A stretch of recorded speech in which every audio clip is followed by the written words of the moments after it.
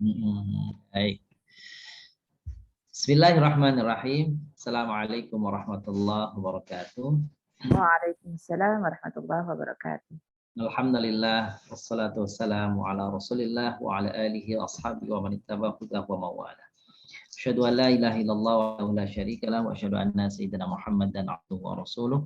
Allahumma shalli wa sallim wa barik ala nabiyina Muhammadin wa ala alihi washabbihi. Yang sama kita muliakan guru kita Dr. Kiai Al-Haj Ahmad Syatibi MA, yang kami hormati Bapak-bapak, Ibu-ibu, jamaah Yashfa, Tadabbur Quran, dan jamaah program Qiyam Ramadan yang alhamdulillah hari ini bisa hadir bersama-sama di kajian virtual. Puji syukur kehadirat Allah SWT atas segala limpahan dan karunia nikmat kepada kita semua. Sehingga alhamdulillah di malam-malam terakhir di bulan Ramadan ini Allah masih hadirkan kepada kita kemampuan, kesempatan, kesehatan sehingga kita bisa melaksanakan ibadah siam dan juga ibadah qiyam yang baru saja kita laksanakan. Salawat dan salam kepada baginda Nabi besar Muhammad sallallahu alaihi wasallam, pada keluarganya, kepada para sahabatnya dan seluruh pengikutnya, dan mudah-mudahan kita akan digolongkan ke dalam umatnya Nabi besar Muhammad sallallahu alaihi wasallam yang kelak mendapatkan syafaatnya di hari kiamat nanti. Amin ya rabbal alamin. Bapak Ibu muliakan, rangkaian kajian malam hari ini tidak lepas dari kajian-kajian sebelumnya. Di awal kita bersama dengan guru kita Dr. Haji Muhammad Anwar memberikan fondasi tentang apa itu esensi daripada pernikahan, lalu fungsi daripada pernikahan. Setelah itu juga bersama guru kita Al-Ustadz Muhammad Zaini Kashful Anwar membahas bagaimana daripada tujuan dari pernikahan, salah satunya adalah adanya fungsi regenerasi. Maka bagaimana menjamin, bagaimana kita mengkondisikan agar dari keluarga hadir anak-anak yang saleh dan salehah, insya Allah menjadi investasi kita, jadi memberi manfaat untuk orang tuanya tidak saja di dunia tetapi juga di akhirat. Hadirnya anak-anak dalam keluarga kadang menjadi masalah. Maka di pertemuan yang ketiga yang lalu kita membahas bersama guru kita Dr. Kiai Al-Haj Aminullah HMMA tentang problematika keluarga, tentang fikih keluarga. Ada di sana talak, rujuk, kemudian ada flu, fasah, dan beberapa kajian seputar itu, yaitu berbicara tentang apa saja hal-hal yang kiranya menjadi problem yang ditemui oleh pasangan. Nah, tentu saja meski problema dalam keluarga itu ada, tapi kita ingin bahwa keluarga itu sesuai awal orang merajut hubungan, ingin menciptakan ketenangan batin, cinta dan kasih sayang, atau sakinah, mawaddah, warahmah. Maka tepatlah malam hari ini Bapak yang muliakan, kita akan bersama-sama mendengarkan dari guru kita Dr. Kiai Al-Haj Ahmad Syatibi yang akan membahas tentang memelihara sakinah, keluarga sakinah.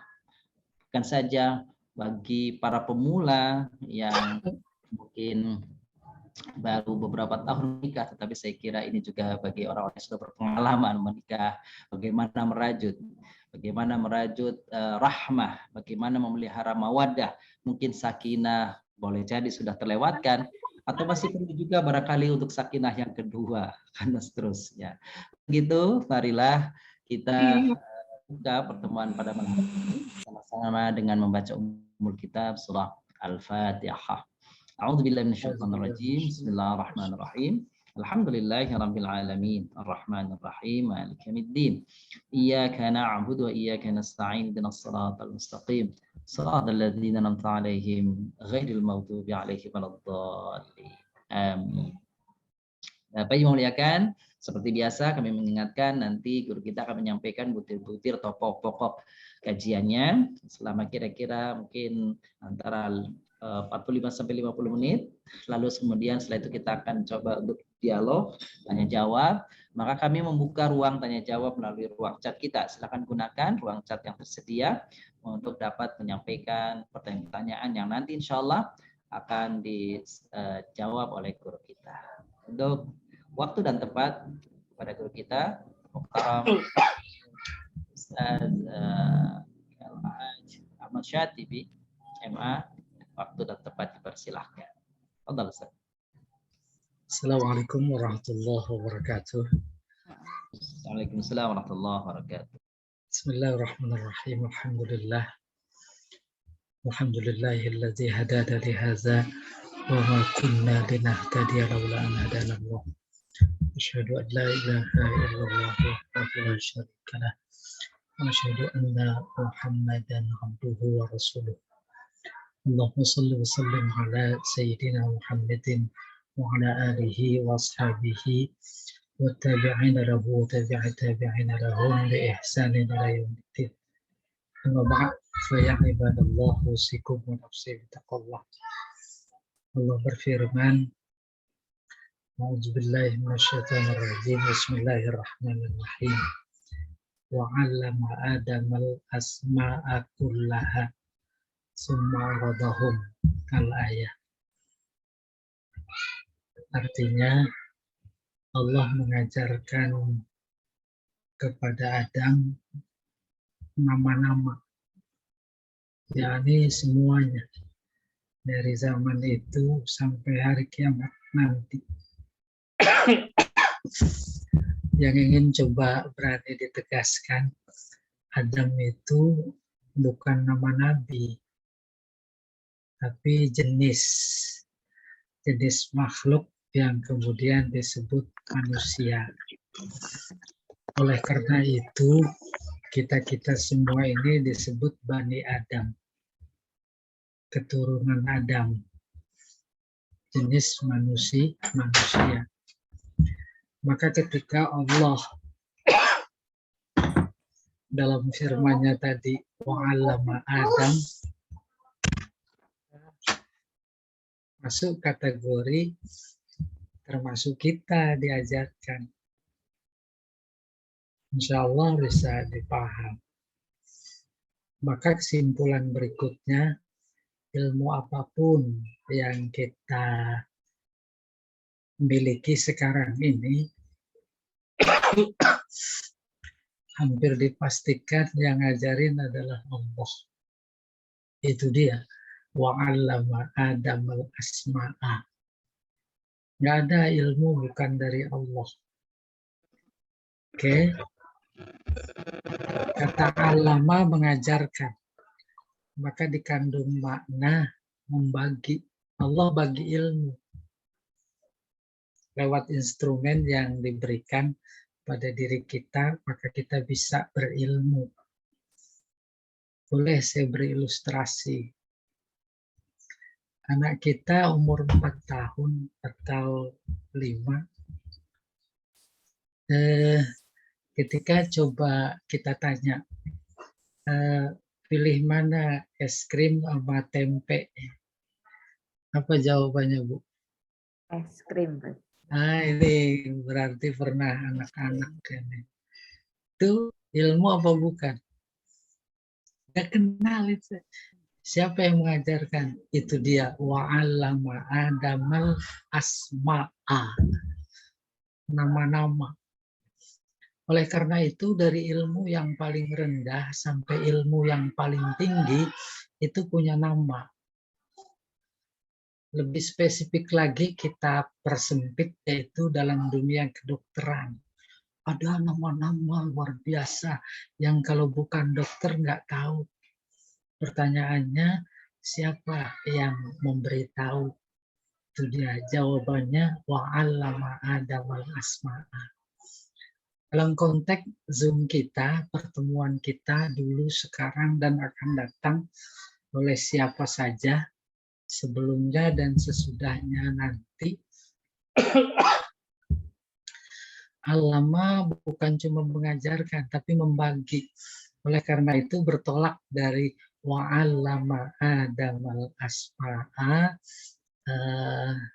tak berlebihan. Kalau di sana ada perintah.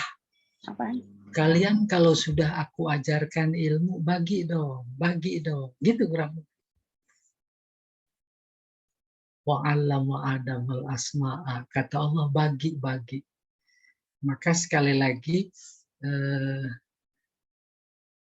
kesempatan ini kita saling berbagi, mengamalkan atau bertolak dari wa 'allama Adamal asma. Oke. Dari sekian ilmu yang luar biasa, notabene adalah dari Allah. Apapun cabang ilmunya, fisika kah, humaniora kah, apa saja, maka tak berlebihan juga. Kalau yang disabdakan oleh Nabi menjadi bagian dari pedoman kita. Apa itu? Khairukum man ta'allamal Qur'an wa 'allama. Ilmu yang paling baik adalah ilmu Al-Quran. Gitu kurang lebih maknanya. Yang paling baik di antara kalian adalah yang mempelajari Al-Quran. Tak berhenti di situ. Maka saya melihat benang merah antara firman Allah yang tadi, wa 'allama Adamal asma, dengan hadis ini ujungnya, man ta'allamal Quran wa 'allama. Dan mengajarkan. Mengajarkan ada makna membagi. Dan terkait yang paling penting dari sekian ilmu adalah Al-Quran. Ilmu Al-Quran sangat mendorong untuk menggali ilmu-ilmu lain di luar Al-Quran. Di alam semesta, bahkan wa fi anfusikum, afala tubsirun, mendorong. Tetapi juga tak berlebihan kalau kita mengatakan belum tentu ilmu lain mendorong untuk memahami Al-Quran. Makanya boleh jadi Nabi mengatakan khairukum man ta'allamal Quran wa 'allama Al-Quran. Baru kemudian kita masuk ke tema. Saya melihat tidak kalah fundamentalnya bagian dari ilmu Al-Quran adalah tentang keluarga. Tentang keluarga. Sebab secara filosofis, unit terkecil dari sebuah masyarakat adalah keluarga. Masyarakat terdiri dari keluarga, keluarga, keluarga, keluarga. Dalam sistem kenegaraan kita, unit terkecil keluarga itu RT. RT isinya keluarga, keluarga, keluarga. Lalu kemudian meningkat RW, keluarga juga. RW terus kelurahan, keluarga juga. Terus kecamatan, terus kabupaten, provinsi, provinsi, terus disatukan menjadi sebuah bangsa. Istilah teknis Al-Quran ya umat. Bangsa tak mungkin ada, umat tak mungkin ada kalau tak ada masyarakat. Masyarakat tak mungkin ada kalau tak ada keluarga. Oleh karena itu, unit terkecil dalam konteks membangun keluarga bahagia, membangun masyarakat berbahagia, bangsa atau umat berbahagia, yang kita kenal dengan baldatun thayyibah wa rabbun ghafur. Saya melihat pintu gerbangnya adalah keluarga. Dan keluarga itu sendiri tidak mungkin terwujud kalau tak ada nikah. Oleh karena itu pintu gerbang keluarga nikah. Maka di situ tak berlebihan. Kalau konsep nikah dalam bagian dari ajaran agama itu adalah ajaran yang sangat fundamental. Pak Nasir itunya nggak bisa ditampilkan ya. Saya juga sambil nunggu ditampilkan. Oh gitu. Atau Ustaz sendiri aja Ustaz, tampilkan bisa Ustaz, boleh? Oh boleh, Boleh. berarti Silap, sudah siap. Sudah di ya, enggak. Oh iya. Enggak. Oke. Mohon maaf, Ya. salah paham. Iya.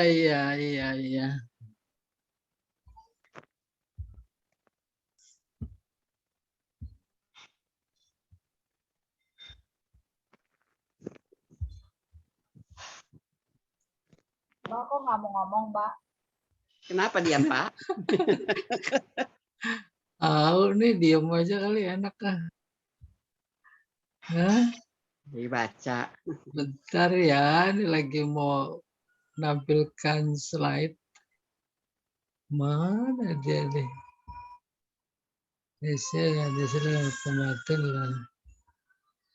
Iya, ini dia. Cari ya.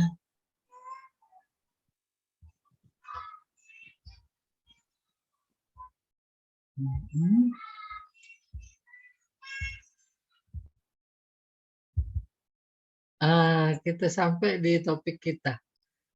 Sambil menunggu tadi, ini dia. Baik, sudah. Keluarga sakinah tuh. Soko guru baldah toyibah warabun ghafur. Ini udah keluarga semua kan? Kalau ada yang belum, tinggal lapor Ustadz Nasir. Insya Allah nanti Aman. carikan jalan keluar gitu kurang lebih. Iya. Jadi tema besar, kerangka berpikirnya bahwa keluarga sakinah adalah soko guru baldah thayyibah warabun ghafur. Cuma dua itu kata kuncinya. Pertama keluarga, yang kedua sakinah. Keluarga itu apa sih? Ya ayah plus ibu plus anak. Bahkan bahasa lainnya rumah tangga. Unit terkecil dari strata atau pranata sosial kita yaitu RT. Kurang lebih tergambar dalam itu dia keluarga. Unit terkecil ya. RT kemudian di atasnya ada RW. RT saja baik buruknya amat sangat ditentukan oleh unit terkecil dari sebuah keluarga. Kalau satu RT itu ada katakan 40 rumah tangga, 40-nya semuanya sakinah, maka RT jadi sakinah. Kalau umpamanya satu RW ada 40 RT umpamanya, 40 RT-nya dibangun rumah tangga atau rumah tangga yang berkategori sakinah, baik, senang, maka RW itu jadi teladan. Coba bayangkan, kalau satu kelurahan, kalau satu kabupaten, satu provinsi bergabung terdiri dari keluarga-keluarga yang sakinah, umpamanya, maka tak menutup kemungkinan dan tak berlebihan. Negara itu dia namanya baldah thayyibah, warabun ghafur. Oleh karena itu tak berlebihan tadi saya katakan bahwa nikah sebagai pintu gerbang rumah tangga sakinah menjadi soko guru untuk menggapai baldah thayyibah warabun ghafur. Iya, berikutnya. Nih. Manusia dulu itu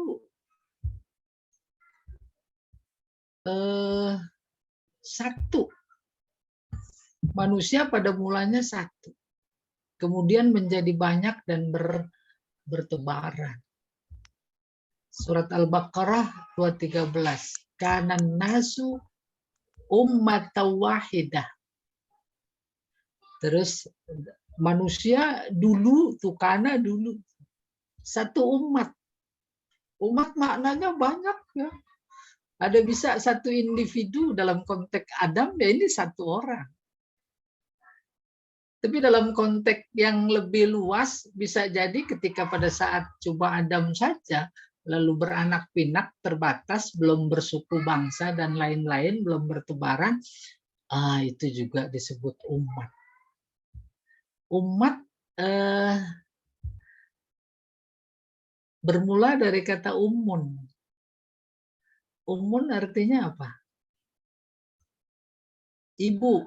Ibu itu arti mateng. Arti mentahnya umun itu kasih sayang. Kasih sayang.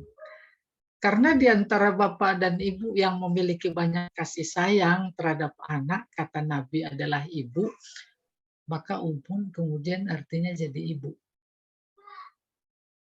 Dalam Al-Quran disebutkan, burung-burung, binatang itu semuanya juga disebut umam, amsalukum, adalah umat-umat.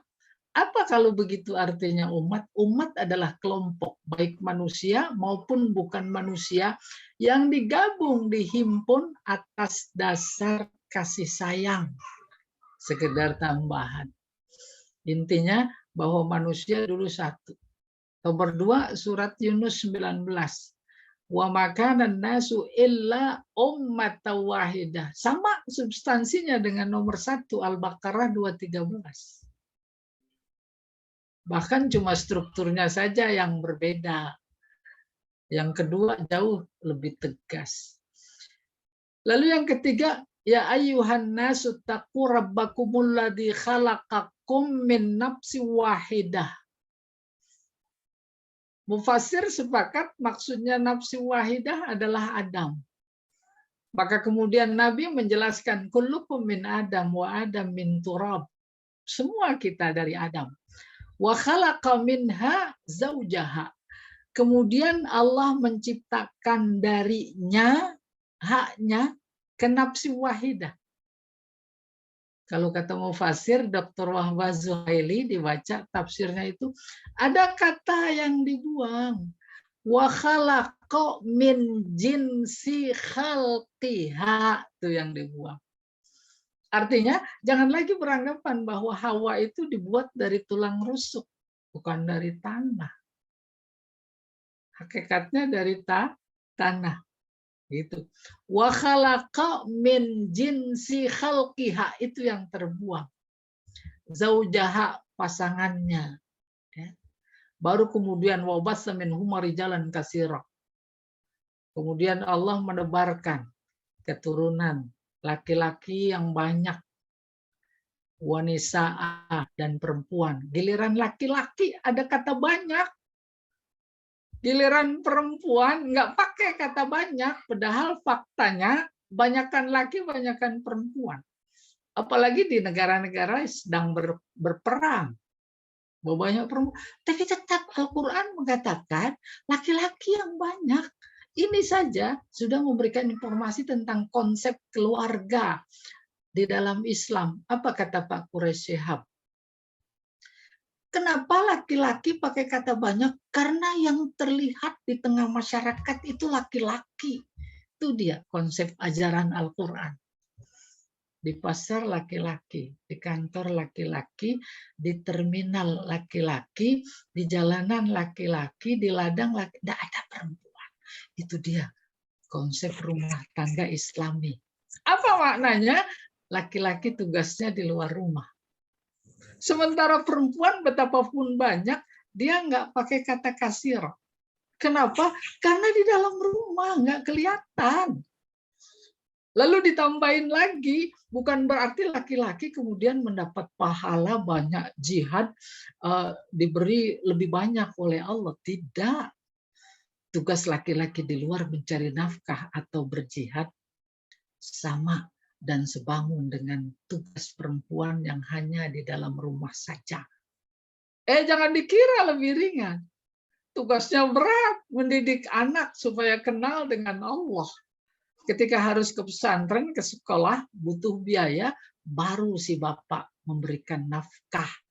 Oleh karena itu ketika si bapak meninggal, maka tuh si anak nggak ada yang membiayai, nggak ada yang membiayai, seolah-olah sendirian. Sendirian bahasa Al-Qur'annya yatim. Oke? Bahkan lebih jelas lagi kalau ingin ditampakkan, kenapa Al-Quran menugaskan laki-laki di luar dan perempuan di dalam? Bukan soal kenapa, fakta. Maka kalau terjadi curi-mencuri, itu pasti laki-laki. Ayatnya lebih mendahulukan laki-laki. As-sariqu was-sariqatu.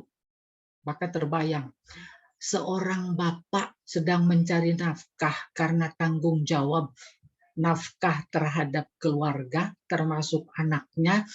karena satu dan lain hal terdesak harus mencuri. Maka pencurian oleh laki-laki. Tuh buktinya ayatnya bunyinya as-sariqu was-sariqatu. Tapi giliran zina, ayatnya yang berbunyi itu perempuan duluan. Perempuan azaniyatu wazani fajlidu kulla wahidin minhuma mi'ata jaldah. Itu kurang lebih. Kenapa? Karena tak mungkin ada laki-laki masuk ke dalam rumah kalau tak dibukain pintu. Mungkin. Tidak mungkin. Itu kayak begitu gambaran sederhana. Coba bayangkan, andai kata itu terpegang secara kuat. Dan dipegangnya karena memang pegangannya kuat, yaitu Al-Quran. Tidak hebat, tidak bagus. Allahu a'lam bishawab. Oke, wattaqullah allazi tasaaluna bihi wal arham. Berikutnya kemudian berbangsa-bangsa dan bersuku-suku. Tidak saling mengenal. Ada kesan bersuku-suku, berbangsa-bangsa. Ada kesan Allah menginformasikan tadinya satu, saling kenal maka menjadi tidak kenal. Faktual. Banyak saudara yang nggak kenal. Nggak usah antara suku dan suku yang lain. Kadang-kadang sesama keluarga nggak kenal. Kemudian diperintahkan untuk saling kenal. Maka ayatnya berbunyi tuh lita'arafu. Ada perintah saling kenal. Nanti nyambung ke nikah. Apa tidak ada perintah di balik nikah itu untuk saling kenal? Coba bayangkan, pasti. Bahkan kenal yang dikandung, perintah untuk saling kenal yang dikandung oleh konsep nikah, bukan cuma antara mempelai pria dan wanita, tetapi antara keluarga besar di belakang masing-masing. Bahkan kalau itu adalah suku, antara suku di belakang kedua mempelai masing-masing. Coba bayangkan antara negara, antara kerajaan, kan menjadi hebat. Filosofis nikah, konsep nikah dalam Islam. Kemudian diperintahkan pula untuk bersatu kembali. Tadinya satu, kemudian bersuku, berbangsa, tidak kenal, akhirnya disuruh saling kenal, bahkan dinyatakan oleh Allah bukan cuma kenal, innamal mu'minuna ikhwah, saudara. Saudara. Ikhwah, jamak dari akhun. Akhun itu saudara. Jamaknya ada dua, ada ikhwan, ada ikhwah. Kalau ikhwan, saudara seiman. Kalau ikhwah, saudara sedarah.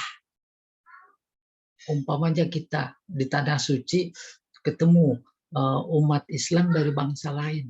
Allah membahasakannya seolah sedarah. Kenapa? Itu dipakai bahasanya ikhwah. Bukan ikhwan. Ada semangat luar biasa. Karena memang Allah tahu betul saudara seiman mampu melampaui persaudaraan seperti sedarah. Seperti sedarah. Berapa banyak orang bersaudara karena seiman melampaui saudara sedarah. Pada saat yang sama, saudara sedarah bisa jadi kemudian putus karena pindah agama. Putus, saudara. Saudara dalam artian hukum, dapat waris apa enggak? Enggak dapat. Boleh jadi wali apa tidak? Enggak boleh. Oke, kita kembali ke pokok persoalan. Ya, kemudian diperintahkan pula untuk bersatu kembali dalam ikatan perkawinan. Maka terbayang kita. Ketika seorang wali umpamanya berkata, aku nikahkan dan aku kawinkan kepada engkau putriku dengan mas kawin sekian tunai, lalu si pria menjawab, aku terima nikahnya dengan mas kawin tersebut tunai. Mulai detik itu maka kata si suami kepada istrinya, ayahmu ayahku, ibumu ibuku, pamanmu pamanku, bibimu bibiku. Demikian juga kata si perempuan kepada si suami yang tersirat. Kayak apa bayangkan itu tali yang Allah ciptakan dalam syariatnya dalam konteks mengikat yang tadinya berbeda-beda, yang tadinya nggak kenal, yang tadinya bersuku, berbangsa berbeda. Coba bayangkan, mana ada syariat kayak begitu. Oleh karena itu yang ada dalam pikiran kita, ikatan persaudaraan, ikatan persatuan, saling kenal dalam konteks nikah bukan cuma antara mempelai, antara keluarga besar di balik keduanya. Kalau itu adalah sebuah bangsa yang menikah, sejatinya harusnya antar dua bangsa. Kalau antar dua bangsa terlalu menghayal barangkali, tapi coba lihat antar kerajaan lebih terterima oleh akal. Kerajaan satu terus menikah dengan kerajaan lain di antara keluarga besarnya, coba kayak begitu Allah. Coba sayang, tak tersosialisasikan. Seharusnya bagian dari darah daging umat Islam. Oke, kita teruskan. Maka ilustrasi makna ayat. Pertama emang Adam sama Hawa. Itu yang dimaksud ummatan wahidah. Terus bertebaran. Laki-laki dan perempuan. Bahkan lebih dari itu. Berbangsa-bangsa dan bersuku-suku. Maka sampai titik ini itu bisa kita paham. Tak saling kenal. Bisa jadi rentan dengan sengketa, rentan dengan gesekan. Sadar Allah. Maka ayatnya kemudian berbunyi lita'arafu. Justru perbedaan bangsa, perbedaan suku, perbedaan bahasa bukan untuk apa namanya berbeda, tapi justru untuk saling kenal. Lita'arafu. Oke, kita teruskan. Relasi menikah dan baldah thayyibah wa rabbun ghafur. Menikah adalah pintu gerbang keluarga. Jadi kalau ada keluarga tak menikah, bisa disebut keluarga. Biarkan. Kalau mereka menyebutnya keluarga juga. Kita nggak menyebut keluarga. Pintu gerbangnya adalah nikah.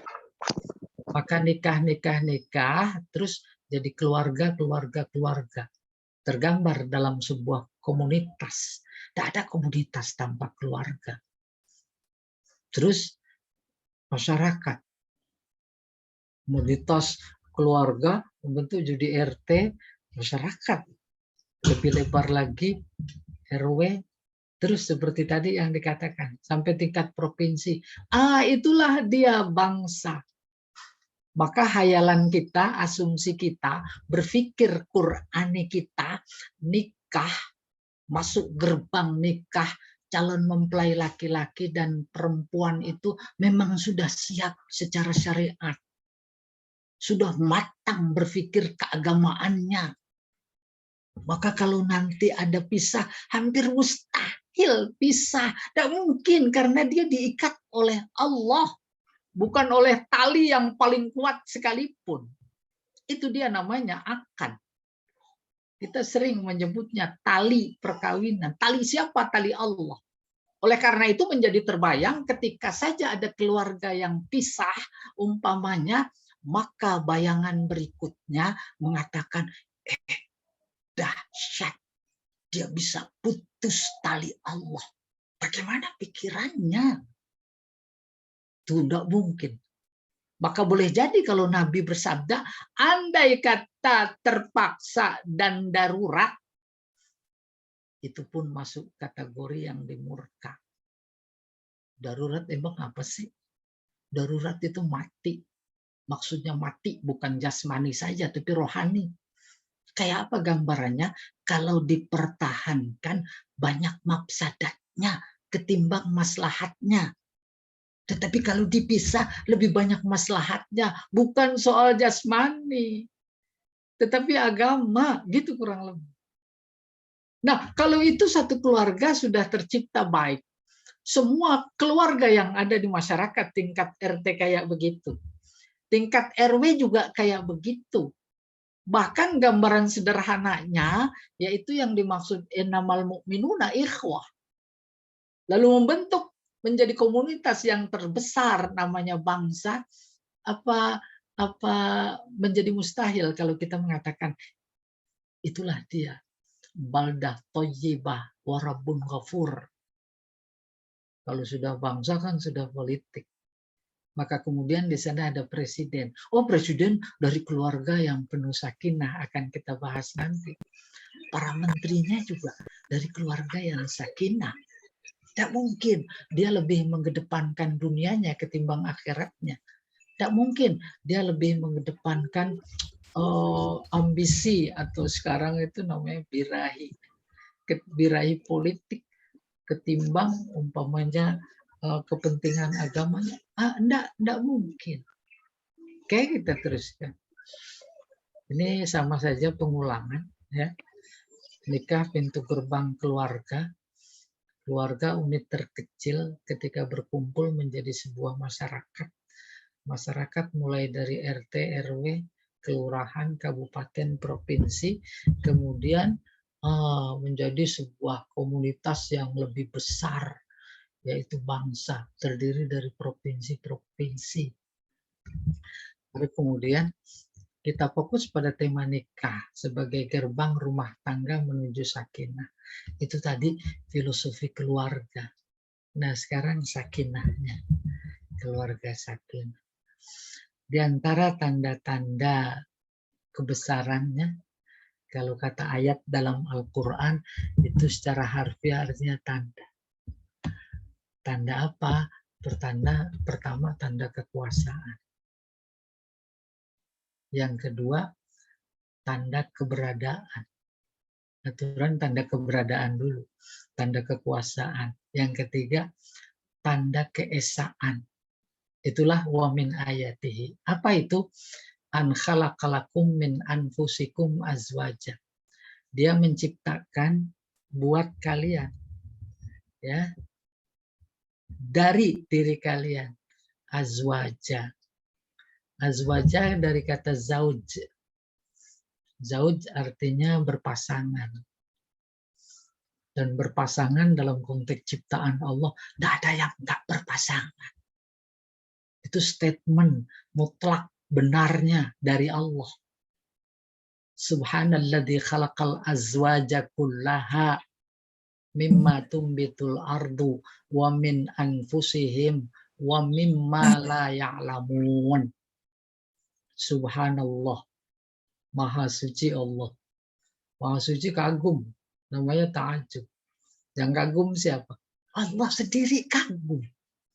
Terhadap apa? Terhadap semua ciptaannya. Kenapa kagum? Semuanya berpasangan. Tumbuhan berpasangan. Diri kalian manusia berpasangan. Termasuk yang belum atau tidak kita ketahui, Allah sudah nyatakan berpasangan, hebat sekali.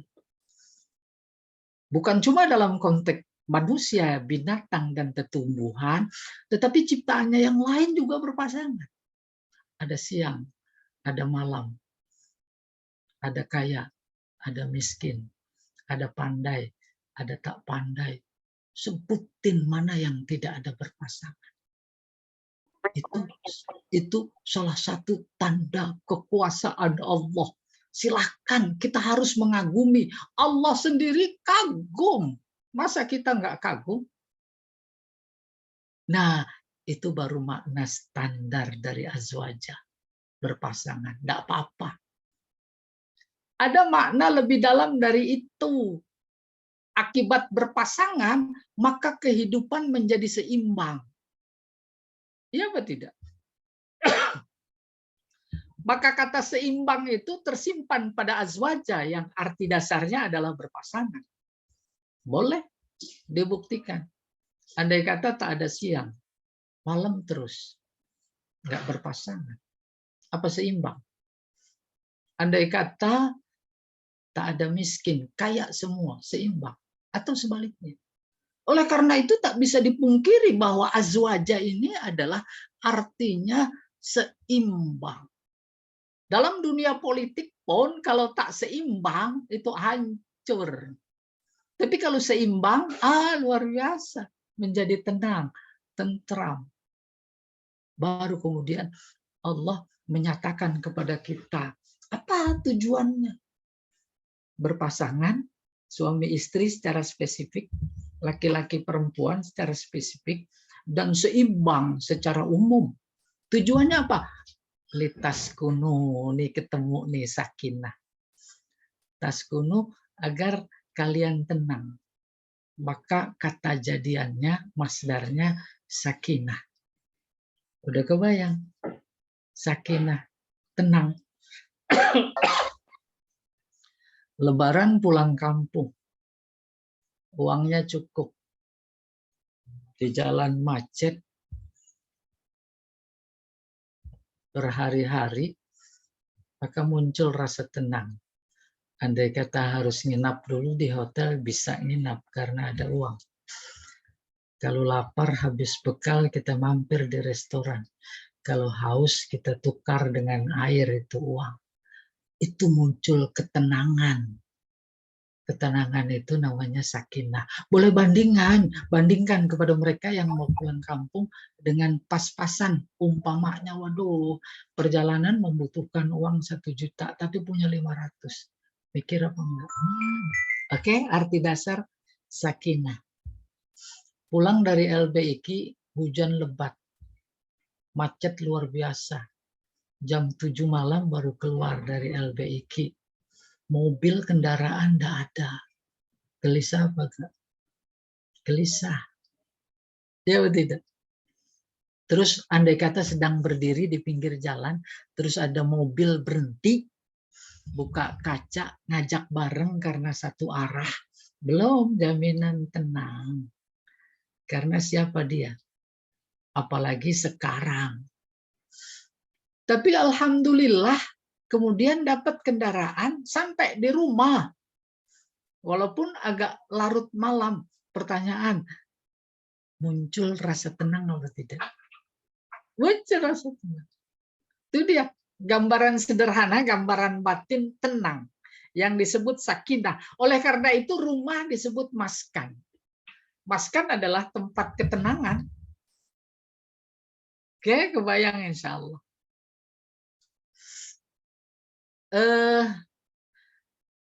Pekerjaan pas-pasan. Pendapatan juga pas-pasan. Tapi kemudian kedekatan diri kepada Allah luar biasa. Padahal rumahnya juga pas-pasan. Maka pulang dari mencari nafkah sampai di rumah dia berkata, alhamdulillah.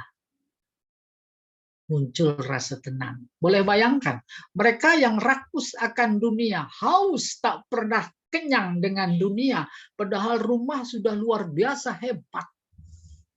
Berapa banyak ketika pulang sampai di rumah yang serba ada, lalu berkata, rumah seperti neraka. Umpamanya, gelisah, nggak bisa tidur. Bahkan contoh ekstrimnya, ini dalam konteks menjelaskan sakinah.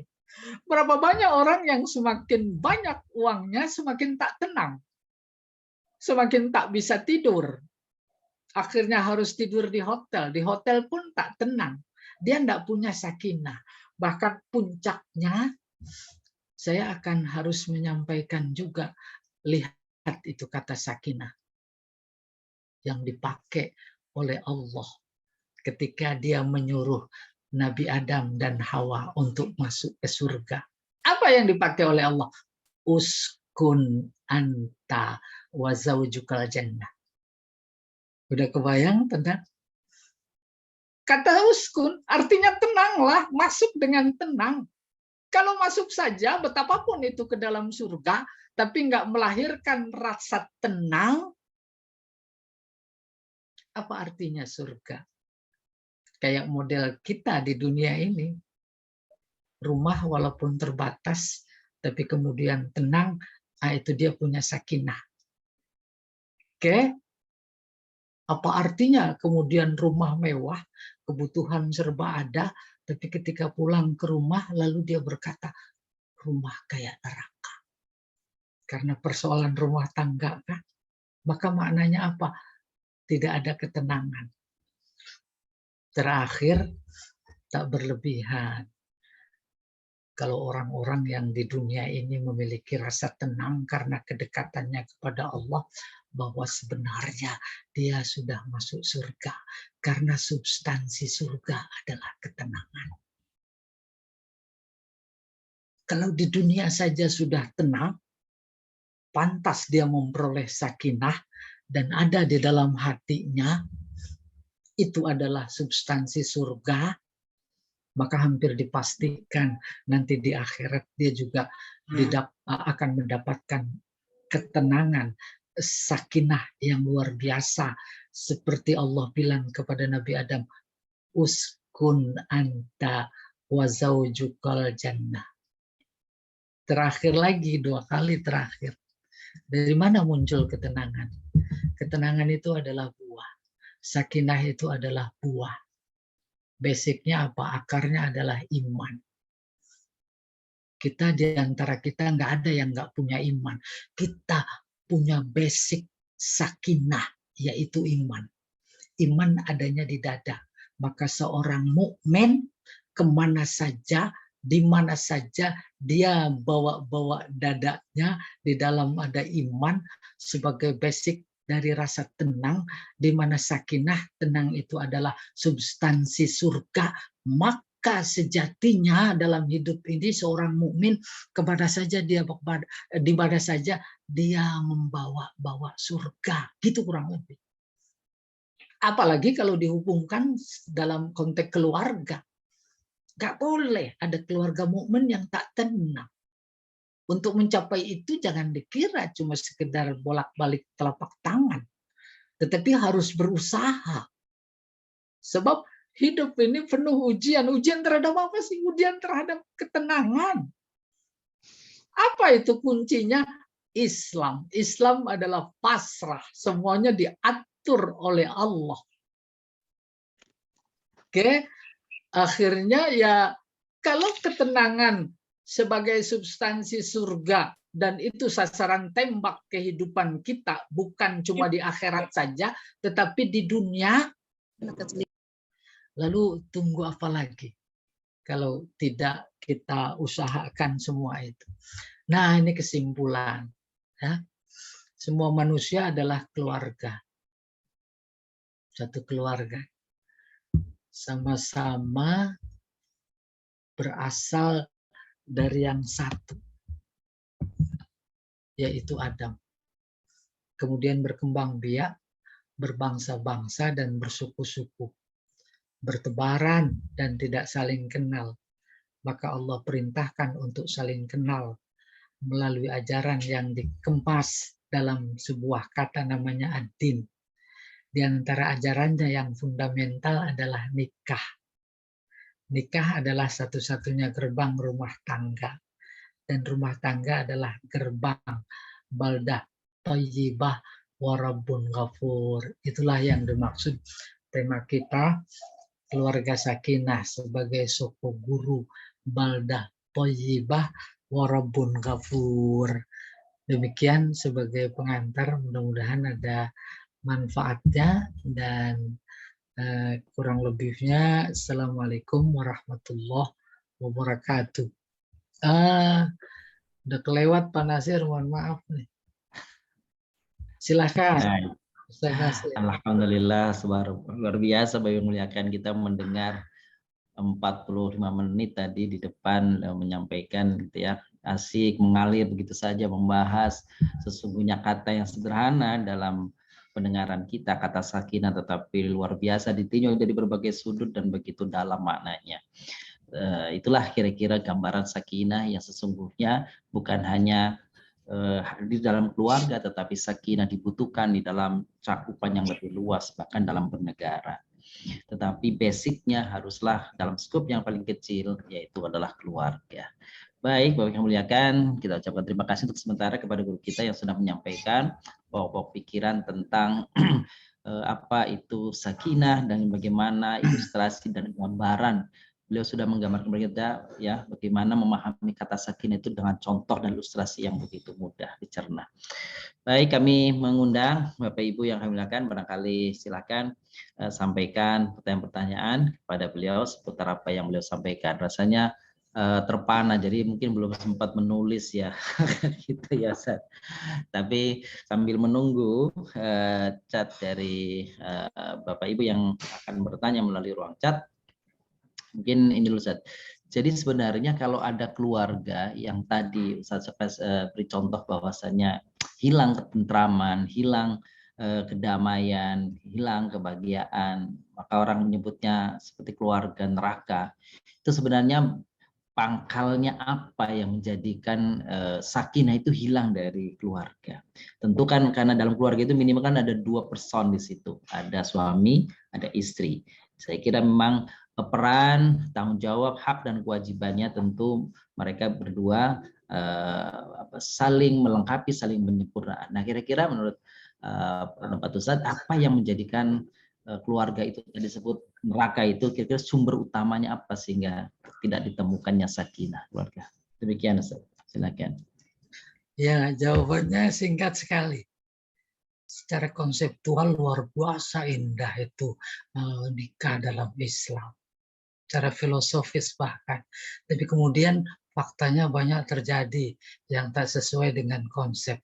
Oleh karena itu ketika pertanyaannya seperti tadi, jawabnya karena faktor SDM.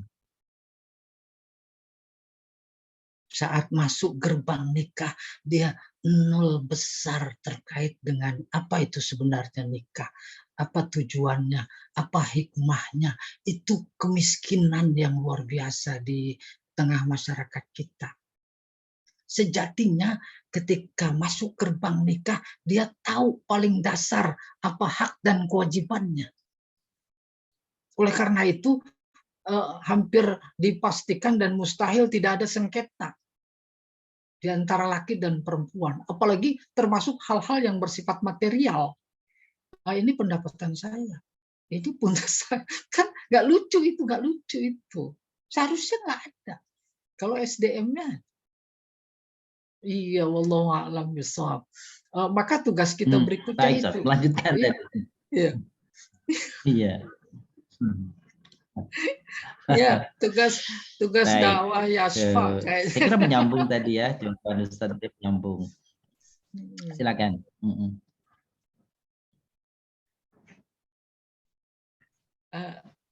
Ada yang mau tanya langsung maksudnya? Enggak. Jadi tadi tadi tentang sakinah tadi masih ada sesuatu yang kelihatannya mengganjal gitu ya, tetap dari pemahaman tentang sakinah. Nah, pertanyaan apakah keluarga sakinah itu keluarga yang di dalam menjalani proses hidup rumah tangga tidak ada konflik, tidak ada problem begitu Ustaz? Masih bisakah keluarga yang di dalam proses berjalan hidupnya itu ada konflik, ada ada problem, tapi tetap bisa dikatakan keluarga itu sakinah? Ya, bagus sekali. Sejatinya mukminah, muslim muslimah dalam sebuah ikatan keluarga yang sudah mapan, maka hemat saya dalam hidupnya nggak ada yang disebut problem. Sebab dalam kehidupan itu cuma 2, sesuai dengan Allah menciptakan berpasangan. Kalau suka, mereka yakin suka dari Allah. Kalau duka, mereka yakin duka dari Allah. Bahkan lebih dari itu, karena SDM-nya mumpuni, ini bukan duka. Iya atau tidak? Ini bukan duka.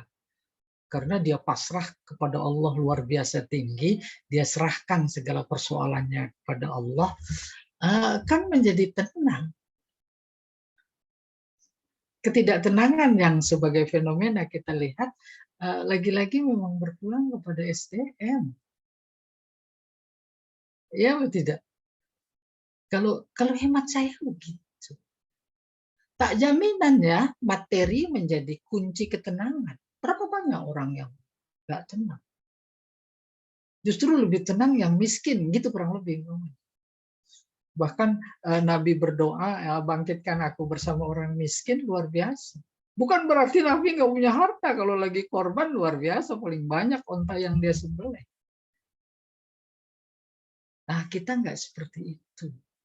Ukurannya materi. Boleh jadi Kemudian pertanyaan yang muncul apa namanya orientasinya ke sana. Dan bahagia diukur oleh harta. Iya, kalimat saya ketenangan bukan itu. Iya. Wallahu a'lam bishawab. Silakan,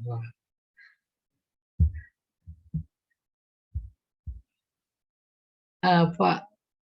Pak Nazir nggak kedengaran suaranya itu. Oh iya ya, mohon maaf sudah dengaran saya, mohon maaf. Iya. Baik, selanjutnya saya akan bacakan ada pertanyaan dari Pak Heri Alfian. Beliau bertanya, jika akad merupakan ikatan Allah, lalu bagaimana dalam perjalanannya menuju sakinah banyak yang tidak mensinkronkan dengan akad tadi. Saat itu mana yang utama, bertahankah? Gitu, bertahan terus ataukah menegaskan? Mungkin dalam kalimat begini kali ya, dilanjutkan ataukah bercerai? Kira-kira gitu, mungkin lebih tegas kali ya. Bagus, bagus sekali. Iya, jadi lagi-lagi berpulang kepada SDM sejauh mana yang bersangkutan menganggap ikatan itu adalah ikatan Allah. Itu kuncinya. Kalau dia nggak menganggap itu adalah ikatan Allah, maka seenaknya dia lebih mengikuti nafsu, bukan mengikuti Allah. Nah, itu. Kalau sampai pada titik bahwa dia sadar betul itu adalah ikatan Allah, yang tak ada lebih kuat dari ikatan Allah, maka dia nggak berani memutuskan ikatan Allah itu. Nggak berani. Dia bertahan kayak apapun. Apalagi bila diuji satu pasangan dengan pasangannya yang lain, baik laki dan perempuan, laki diuji oleh perempuan yang oleh istri yang katakan tak sesuai dengan ajaran Islam perilakunya. Atau sebaliknya, si istri diuji oleh suami yang perilakunya tak sesuai dengan ajarannya. Maka ketika ikatan kepada Allahnya luar biasa kuat, dia tetap akan berkata, terima kasih ya Allah, Kau berikan ujian dalam bentuk ini. Berikan aku kesabaran ya Allah. Iya atau tidak? Itu yang gambaran ikatan kuat kepada Allah. Bukan nafsu yang dikedepankan, bukan akal pikiran yang dikedepankan. Coba bayangkan, ketika akad nikah Allah menyaksikan apa tidak? Itu harus teringat. Apalagi kalau baca buku-buku terkait munakahat, tak ada majelis yang jauh lebih mulia ketimbang majelis akad nikah. Apa sebab? Dengan adanya akad Allah senang. Kenapa senang? Karena dia menjadi memperoleh kesempatan untuk menciptakan manusia. Kalau nggak ada akad, dia nggak menciptakan manusia. Kita nggak bicara yang mereka di luar akad. Ya, logik. Mana Allah akan menciptakan manusia kalau tak ada akad? Boleh jadi dia menjadi sangat senang dengan majelis akad. Pertama, karena dia akan punya kesempatan untuk menciptakan manusia. Kenapa menciptakan manusia? Kok senang? Karena manusia adalah khalifahnya. Seorang suami atau istri ketika sengketa, kemudian nafsu yang dimunculkan, dia sedang tak sadar bahwa dia adalah khalifahnya. Coba kalau sadar, dia khalifahnya. Dia menjadi tetap bertahan. Kayak apapun durhaka si istri atau suami, dia tetap alhamdulillah, ya Allah, ya engkau uji ini, engkau uji. Baru ketika ternyata setelah dia jalani ujian itu, dan ternyata mafsadat rumah tangga dalam konteks hubungannya dengan Allah lebih banyak ketimbang maslahatnya, seolah di situ Allah berkata, abghadul halal indallah at-talaq. Bahkan coba baca di fikih sunnah saja, itu talak bukan halal. Talak itu haram, mahzur. Maka saya memberikan ilustrasi begini. Talak ibarat pintu darurat. Pintu darurat itu digembok. Nggak boleh keluar, nggak boleh. Kayak apapun keadaannya. Dan anak kuncinya bukan disimpan, dibuang ke laut. Coba bayangkan. Akhirnya ada kondisi darurat di mana dia harus berpisah. Pintu digembok, anak kunci di laut. Dia harus lewat jendela. Jendela juga sama, digembok, anak kuncinya dibuang di laut. Tapi kondisi rumah tangga darurat, memang harus pisah. Maka logika ilustrasinya dia harus lewat genteng. Apa sih kesannya? Susah. Dan ketika harus keluar juga lewat genteng, tuh dia maksudnya halal. Tapi halal yang dimurkai. Maka Nabi bersabda, abghadul halal indallahi at-talaq. Tuh. Ya Allah a'lam bishawab. Oke, alhamdulillah. Selanjutnya ada pertanyaan dari Bunda Nursian, Ustaz. Jadi memang ini ada fenomena di kalangan para ini ya, orang-orang muda nih, yaitu ada pikiran bahwa hidup sendiri dirasa mungkin lebih tenang dibanding kalau mereka berkeluarga, karena mereka melihat seringkali berkeluarga banyak konflik dan sebagainya, sehingga ada pikiran-pikiran yang tentu saja ini memang menyimpang ya, pikiran bahwa hidup menyendiri itu pilihan yang lebih baik dibanding kalau menikah. Nah, saya kira nih apa apa istilahnya nih, resep untuk menyadarkan bahwa ini sesungguhnya adalah pendirian yang keliru dalam pandangan Islam, seperti apa itu? Silakan. Jadi lagi-lagi SDM. Maka kalau ada 10 pertanyaan lagi pun, saya melihat ada akar masalahnya adalah SDM. Taqiyuddin An-Nabhani ketika menjelaskan innallaha la yughayyiru ma biqaumin hatta yughayyiru ma bi anfusihim, itu dia menyebut ayat ini ayat reformasi.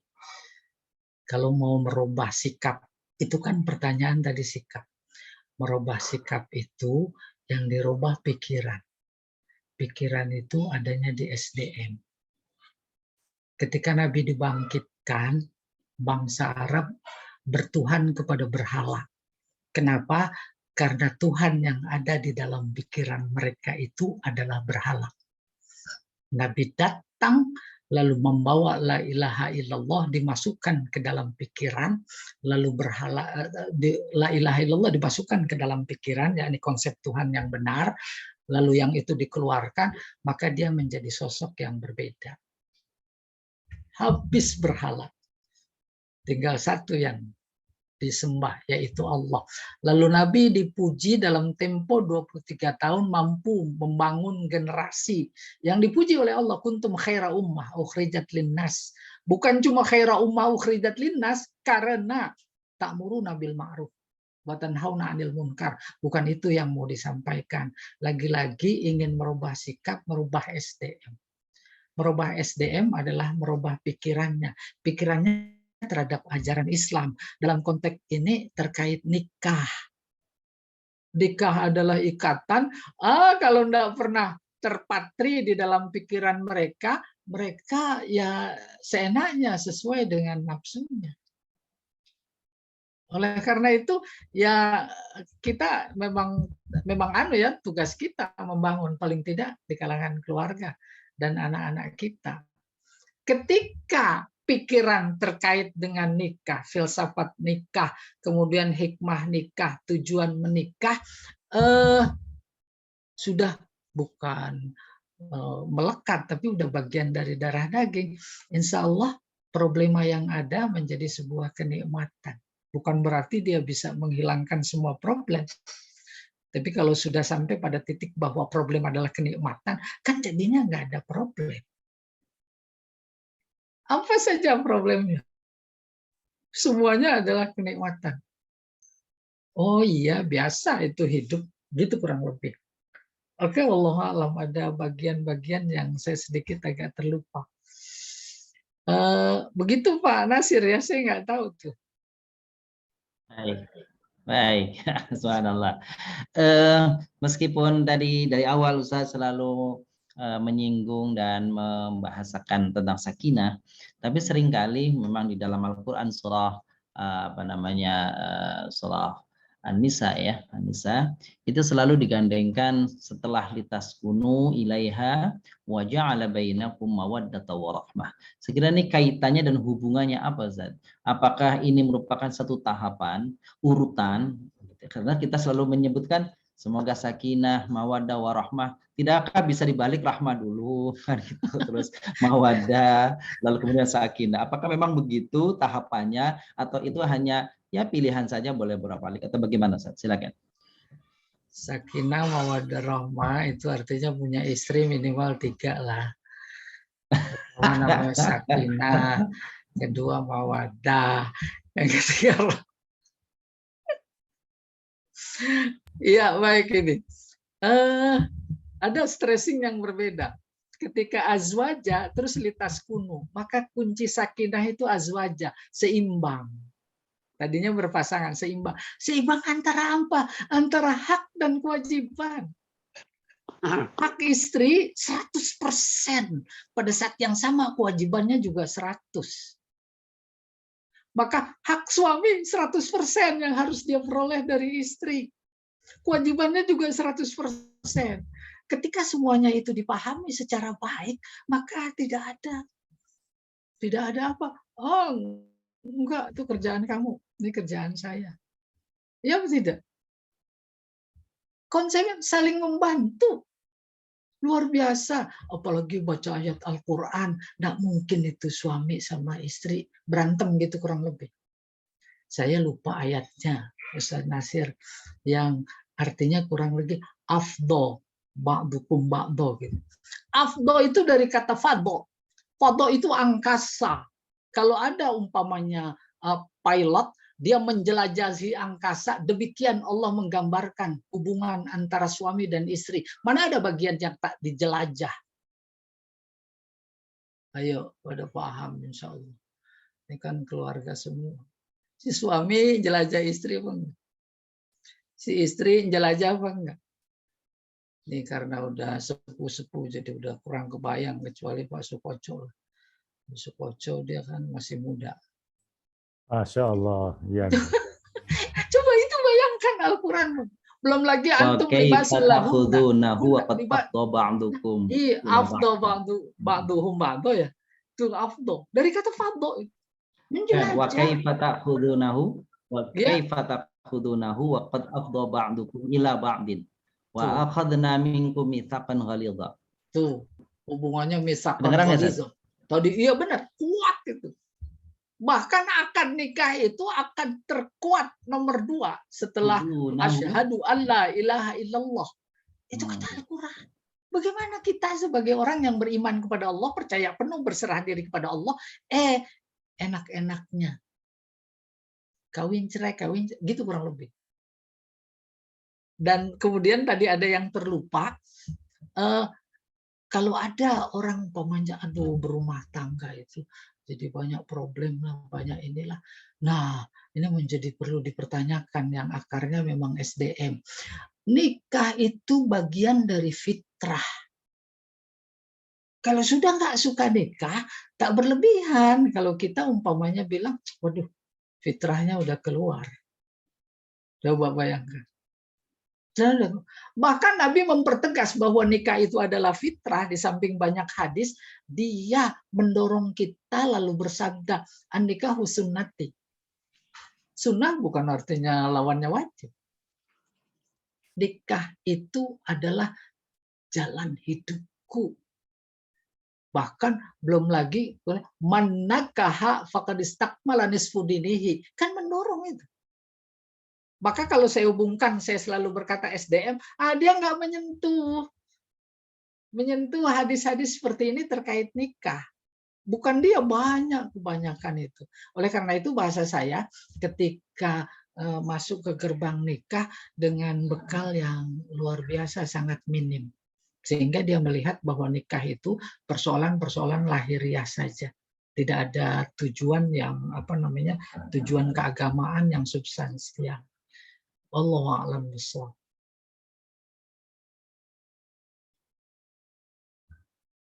Ada lagi? Baik. Ini ada. Masih ada pertanyaan, Ustaz. Masih ada pertanyaan dari Bu Yani. Jadi begini, Ustaz. Tadi beberapa kali Ustaz menyebut ada kata problem keluarga itu banyak ditentukan oleh faktor SDM dari salah satu atau kedua-dua dari pihak suami istri. Nah, dikaitkan apakah jika terjadi perceraian di dalam keluarga gitu, apakah itu merupakan takdir yang sudah ditetapkan oleh Allah, ataukah memang semata-mata itu SDM kan gitu, ataukah SDM itu hanya merupakan jalan jalan yang memang sudah diatur di dalam takdirnya. Ini kita bicara antara problem tadi, yaitu problem divorce, problem perceraian dengan takdir. Kira-kira bagaimana tanggapan Ustaz? Silakan. Ada surat namanya surat At-Talaq, ya, cerai. Cerai pun harus pakai ilmu.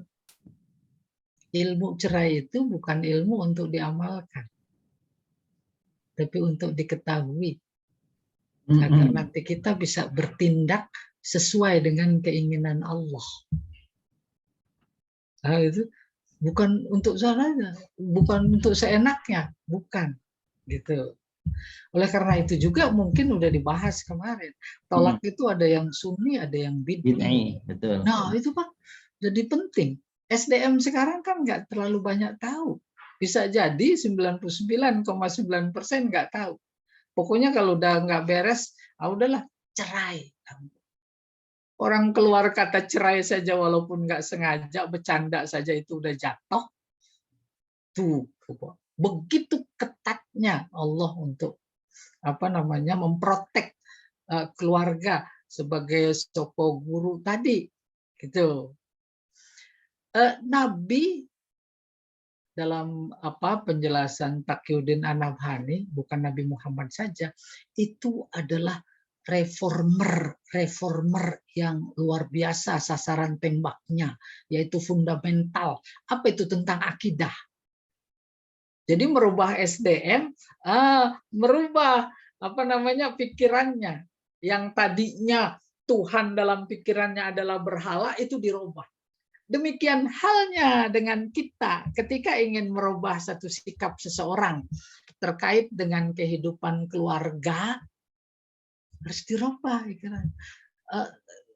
Terlepas dari udah terlambat atau tidak. Oleh karena itu ke depan sejatinya sebelum masuk gerbang keluarga, memang dia paling tidak sudah tahu persis apa hak dan kewajiban. Lebih awal lagi adalah ini adalah akad ikatan yang disebut dalam Al-Quran sebagai mitsaqun ghalidha. Yang ikat adalah Allah, bukan si wali. Bukan. Wali mah itu asbab saja. Allah yang mengikat. Ya, jadi saya agak sebentar. Oh iya, takdir. Bu siapa? Bu Yani ya. Di depan meja ada minuman keras, ada minuman empuk. Bu Yani minum yang mana? Tuh. Yang empuk. Minuman yang empuk. Pas Bu Yani pilihannya kepada minuman yang empuk, itu udah diminum terus baru itu takdir.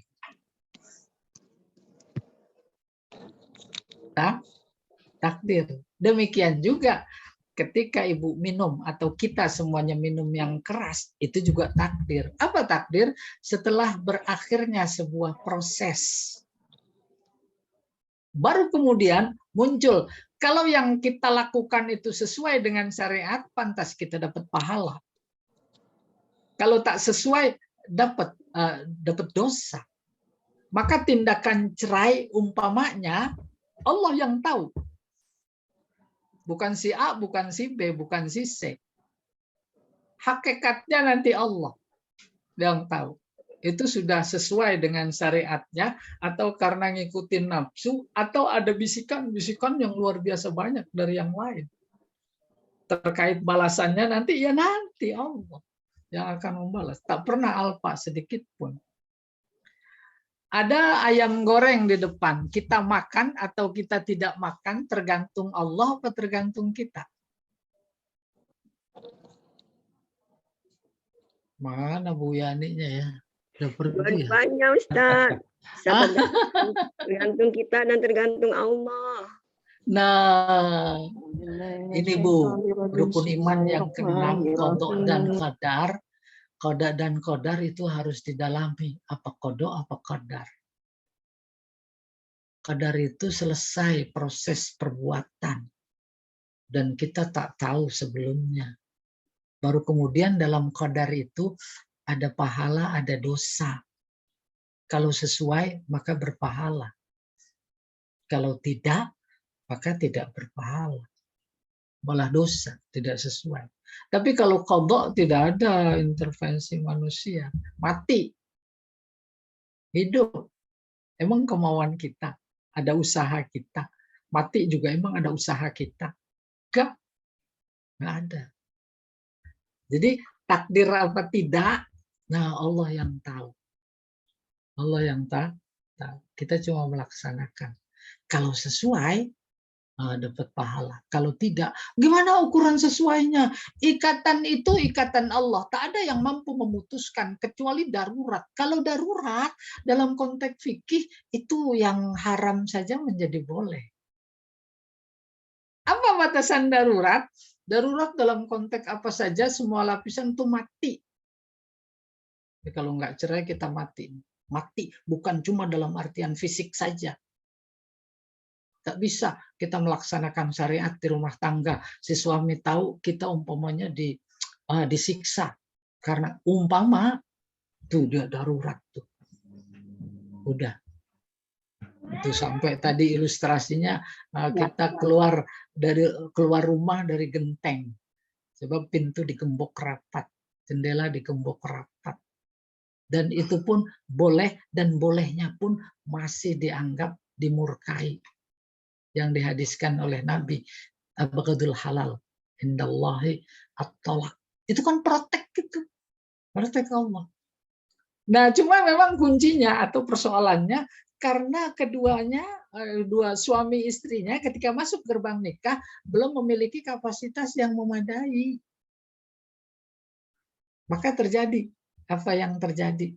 Dan faktanya muncul kemudian pertanyaan yang seolah-olah sudah di anak tangga yang ke-10 atau ke-11. Padahal harus diurai dari basicnya anak tangga 1. Allah a'lam bishawab. Hai, subhanallah. Bapak Ibu muliakan, sebelum masih ada pertanyaan, sebelum kita lanjutkan ada informasi dari Yashfa. Yashfa mengucapkan terima kasih sebesar-besarnya kepada Bapak Ibu yang kami muliakan. Trading doa, do'afallahu yurakum wa akhlafa ahsana ma'anfaqtum wa baraka fi mabqaitum. Yang telah mendonasikan sebagian rezekinya untuk kegiatan Yashfa, tentu kami mengucapkan terima kasih, semoga Allah melipat gandakan dan memberikan keberkahan pada harta dan keluarga Ibu. Untuk donasi kepada Yashfa, Yayasan Yashfa, silakan melalui rekening Bank BSI, Bank Syariah Indonesia, di nomor 999-830-8310. Ini rekening di yayasan ya, Yayasan Yashfa atau Amal Sosial Yatim dan Duafa. Baik. Kita kembali, sebenarnya masih ada pertanyaan nih dari Ibu Titi, tapi saya kira Ibu Titi pertanyaannya boleh skip untuk besok ya, pertemuan selanjutnya ya, karena Bu Titi bertanya tentang poligami. Nanti besok kajian yang hari Jumat malam, insya Allah kita akan membahas tentang itu ya, poligami. Jadi Bapak Ibu muliakan, kegiatan kalau dijawab sekarang nanti besok biar penasaran, biar nanti hadir di hari Jumat ya bersama Ustaz Hilmi Yusuf. Insya Allah kita masih ada 1 kali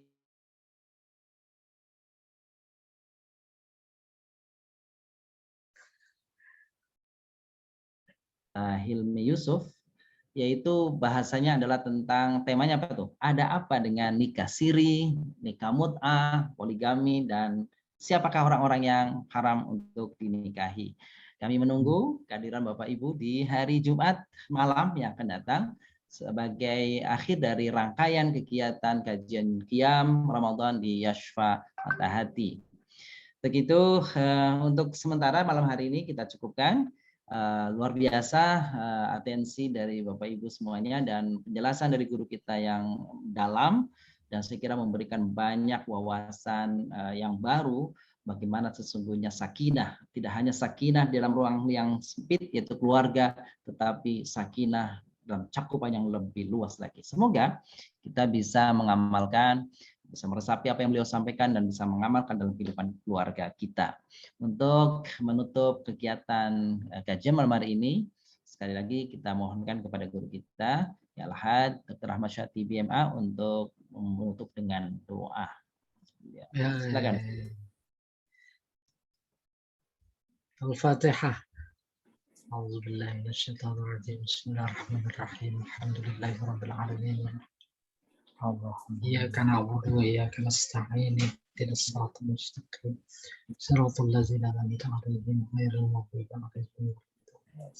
بسم الله الرحمن الرحيم الحمد لله رب العالمين والصلاة والسلام على أشرف الأنبياء والمرسلين اللهم اهدنا ووفقنا إلى الحق والطريق المستقيم ونجنا يا إلهنا من القوم الظالمين اللهم اهدنا واهد أولادنا واهد أولادنا واهد بناتنا واهد إخواننا واهد أخواتنا فإنه لا يهدينا ولا يهديهم إلا أنت اللهم ارزقنا وإياهم فإنه لا يرزقنا وإياهم إلا أنت اللهم حسن أعمالنا وأعمالهم فإنه لا يحسن أعمالنا وأعمالهم إلا أنت اللهم حسن أخلاقنا وإياهم فإنه لا يحسن أخلاقنا وإياهم إلا أنت اللهم سهل أمورنا وأمورهم فإنه لا يسهل أمورنا وأمورهم إلا أنت اللهم ربنا لا تؤاخذنا إن نسينا وأخطأنا ربنا ولا تحمل علينا إصرا كما حملته على الذين من قبلنا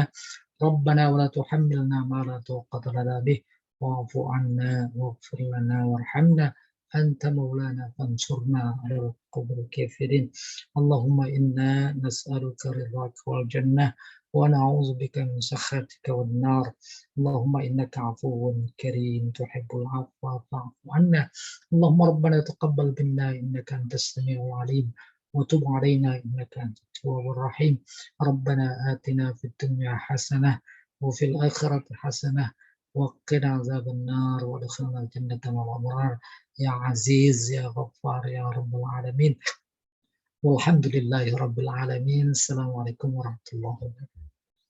Waalaikumsalam warahmatullahi wabarakatuh. Kita ucapkan terima kasih sebenarnya kepada guru kita, jazakumullah khairan katsira Ustaz, atas perkenan memberikan ilmu kepada kita di malam hari ini. Terima kasih juga kami sampaikan kepada Bu Kinanah yang senantiasa mendokumentasikan kegiatan kita, dan Bapak Ibu yang muliakan nanti bisa melihat di YouTube gitu ya, atau di Kinan Channel apa semua kegiatan kita dalam program Qiyam Ramadan ini. Dan insya Allah nanti setelah penampilan atau setelah tampilnya Ustadz Hilmi, insya Allah akan kami share semua link YouTube-nya dan juga materi-materi dari semua kegiatan Qiyam Ramadan.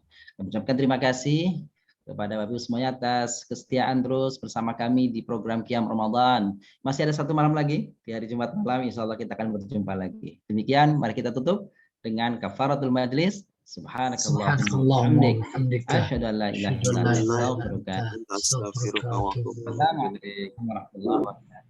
Waalaikumsalam warahmatullahi Terima kasih Pak Ustaz. Terima kasih Pak Ustaz. Ustaz Sabidi, terima kasih Pak Ustaz Nasir. Bapak Ibu silakan. Assalamualaikum. Waalaikumsalam warahmatullahi wabarakatuh.